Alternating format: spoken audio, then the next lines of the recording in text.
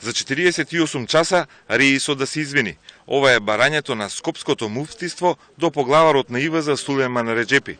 Затоа што, како главен говорник, навредувал и пцуел на манифестација во организација на Скопскиот муфтија, на која се доделувале благодарници за успешно завршена денационализација на имот на ИВЗ во Скопје во зградата Ибни Пајко.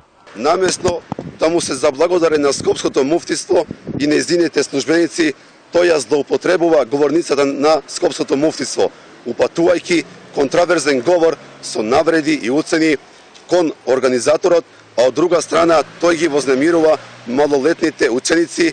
Муфтиството на ИВЗ Скопје бара од Сулеман Реджепи да се освести и во рокот 48 часа да побара јавно извинување. Истиот временски рок од 48 часа го спомнуваат и во кабинетот на Реисот, но го сметаат времето наназад, зошто муфтијата молчел цели 2 дена и првично го негирал инцидентот. Никаков проблем не се решава преку јавна пресконференција, туку со разговор во ИВЗ, а од утре ќе ги разгледуваме можностите кои ги дава уставот на ИВЗ за да се реши проблемот, изјави телефонски за Телма Агрон војника од Исламската верска заедница. Пред медиумите се појави скопскиот муфтија. Значи, тоа јас бев и принуден да го држам прес да се види дека не сум физички нападнат, али вербално, усмено тие работи да.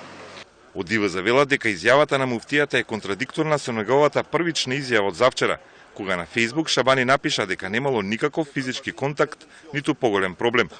ИВЗ нема да потпадне под притисокот кој во јавноста го пласираше Скопското муфтиство, ни изјави војника, соработникот на Реисот Реджепи.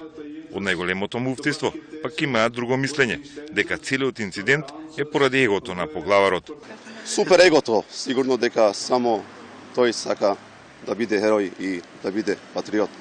Скопското муфтиство, како најголемо и финансиски најмоќно, често имало несогласувања со врвот на ИВЗ. Актуелниот судир го отвори прашањето, ќе падне ли оставка во ИВЗ. Скопскиот муфтија не се нуди за тоа, а дали ќе побара од Реисот да замине од челото на ИВЗ, допрва ќе одлучува.